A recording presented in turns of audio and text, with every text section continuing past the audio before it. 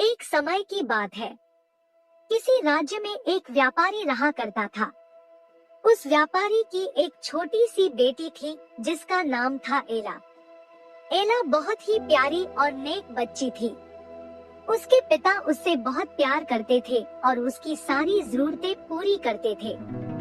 लेकिन एला की जिंदगी में एक चीज की कमी थी, वह थी उसकी माँ जो उसे छोड़कर भगवान के घर चली गई थी। एला की इस कमी को पूरा करने के लिए उसके पिता ने दूसरी शादी कर ली। एला की नई माँ की 2 बेटियां थी। वह बहुत खुश थी कि माँ के साथ साथ उसे बहनें भी मिल गई थी। दोनों बहनें बहुत घमंडी थी, लेकिन एला उनसे प्यार करती थी और अपनी नई माँ को भी बहुत चाहती थी। एला की खुशियाँ ज्यादा दिन टिक नहीं पाईं। एक दिन जब उसके पिता अपने काम से किसी दूसरे शहर गए तो फिर कभी वापस नहीं आए। एला पर तो मानो मुश्किलों का पहाड़ टूट गया हो। पिता का साया सर से उठते ही उसकी माँ और बहनें उसके घर की मालकिन हो गई और एला के साथ नौकरों जैसा बर्ताव करने लगी। उन्होंने घर के सारे नौकरों को निकाल दिया और अब एला ही घर का सारा काम करती। उसकी बहनों ने तो उसका कमरा भी उससे छीन लिया और उसे एक कोठरी में रहने के लिए छोड़ दिया। एला अपनी बहनों के पुराने कपड़े और जूते पहनती, सारा दिन उनके काम करती। कभी कभी तो एला इतनी थक जाती कि अंगीठी के पास ही सो जाती। अक्सर एला जब सुबह उठती तो अंगीठी की राख सिंडर उस पर पड़ी होती। उसकी बहनें उसे सिंडरेला कह के चिढ़ाती और इस तरह उसका नाम एला से सिंड्रेला हो गया। एक दिन राज्य में ऐलान हुआ कि महल में एक बहुत बड़ा आयोजन है और राज्य की सभी लड़कियों की बुलाया गया है ताकि राजकुमार अपनी पसंद की लड़की से शादी कर सके।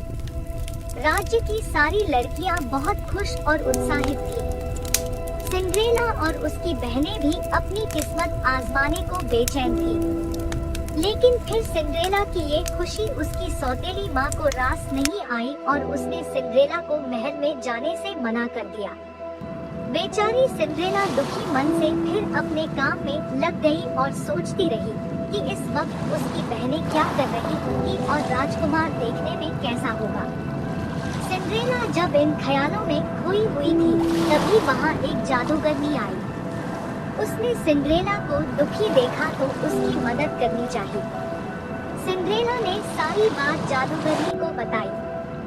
जादूगरनी ने सिंड्रेला से कहा, ओ प्यारी सिंड्रेला, मैं तुम्हारी मदद कर सकती हूँ। यह कहकर जादूगरनी ने अपनी छड़ी घुमाई और वहाँ पड़े एक बड़े से कद्दू को एक पंखी में बदल दिया। वहीं 4 चूहे उछल कूद मचा रहे थे।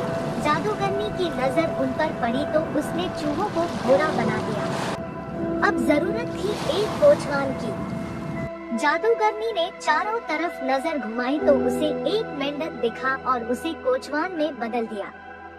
सिंड्रेला यह सब देख हैरान हो रही थी कि तभी जादूगरनी उसकी तरफ मुड़ी और अपनी जादू की छड़ी घुमा दी और पलक झपकते ही सिंड्रेला के मटमैले और फटे हुए कपड़े साफ और सुंदर हो गए। उसके पैरों में टूटी हुई चप्पल की जगह सुंदर कांच की जूती आ गई। अब सिंड्रेला महल में जाने के लिए तैयार थी।